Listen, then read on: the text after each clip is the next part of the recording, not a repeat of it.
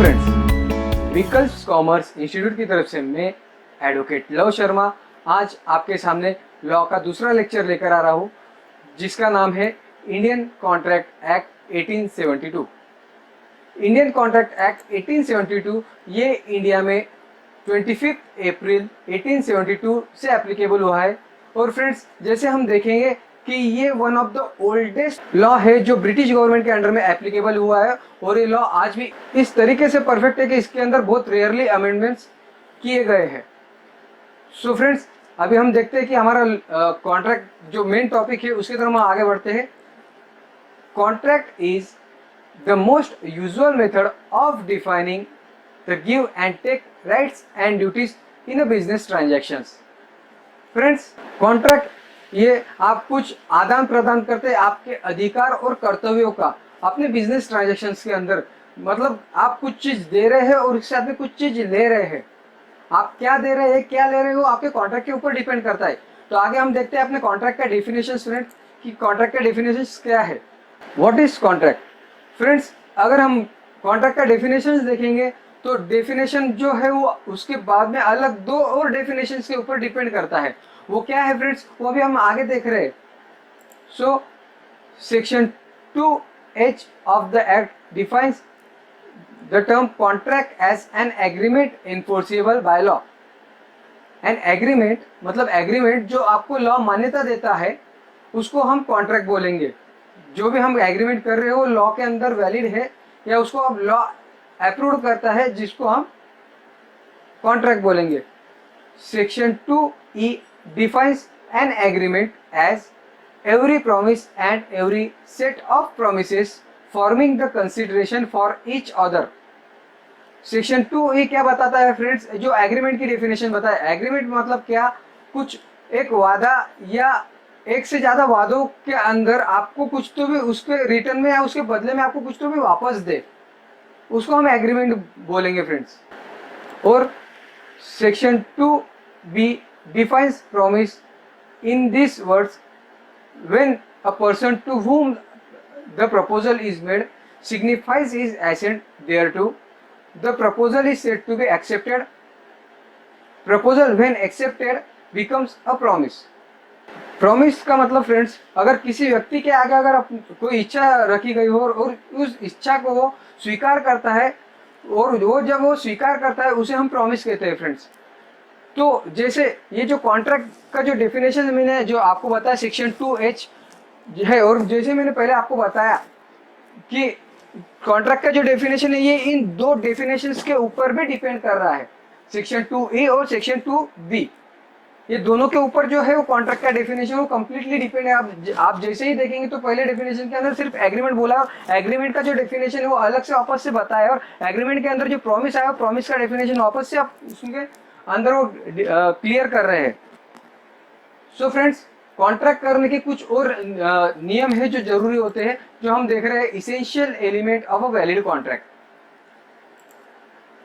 According to section 10, all agreements are contract if they are made by the free consent of parties competent to contract for lawful consideration and with lawful object, and are not hereby expressly declared to be void. The following essential element must coexist in order to make valid contract. First, proper offer and proper acceptance create with intention to create legal relationship। जैसे कि हम देख रहे हैं यहाँ पर दो person है, वो कुछ कॉन्ट्रैक्ट कर रहे हैं, जिसमें पहला पर्सन बोल रहा है I will sell my car for 10,000, would you like to purchase it. दूसरा पर्सन बोल रहा है यस आई विल परचेस। जैसे कि हम देख रहे हैं फ्रेंड्स कि यहाँ पर जो दो पर्सन है उसमें पहले पर्सन ने प्रॉपर ऑफर किया है कि वो क्लियरली बता रहा है कि उसको कार सेल करनी है और उसे वो कार कितने में सेल करनी है, और जो दूसरा बंदा है उसको प्रॉपर तरीके से एक्सेप्ट कर रहा है, उसको बोलकर कि यस मुझे आपकी कार परचेस करनी है। और दोनों के बीच में जो एक रिलेशन है वो लीगल रिलेशनशिप है परचेसर और सेलर का। सेकंड है लॉफुल कंसिडरेशन। लॉफुल कंसिडरेशन मतलब फ्रेंड्स कि उसको उसके बदले में कुछ तो भी मिल रहा है। हमारे इसी एग्जांपल को हम कंटिन्यू करते हुए देखेंगे कि यहाँ पर जो कंसिडरेशन है वो 10,000 का कंसिडरेशन है, जिसको कार देने के बदले में उसको रिटर्न 10,000 रुपीज मिल रहे हैं। थर्ड है कैपेसिटी। कैपेसिटी मतलब फ्रेंड्स क्या है कि अगर आप कुछ कॉन्ट्रैक्ट कर रहे हैं तो उसमें आपकी जो उम्र है वो उम्र 18 साल की या उससे ज़्यादा होनी चाहिए। उसके बाद में आप साउंड माइंड होना चाहिए। साउंड माइंड का मतलब फ्रेंड्स आपकी सोचने समझने की कुछ ताकत होनी चाहिए कि आप कुछ सोच रहे हैं, समझ रहे हैं, वो आपको समझ रहा है कि ये क्या हो रहा है, क्यों हो रहा है। ये अगर आपको समझने की ताकत है तो आप कॉन्ट्रैक्ट कर सकते हैं। या फिर हमारे जो बाबा आए हैं, आप इनके साथ में तो कॉन्ट्रैक्ट नहीं करना चाहेंगे। कोई होगा जो इनके साथ में कॉन्ट्रैक्ट करेगा? नहीं करेगा। तो अपने को बाबा को छोड़कर ही कॉन्ट्रैक्ट करना है।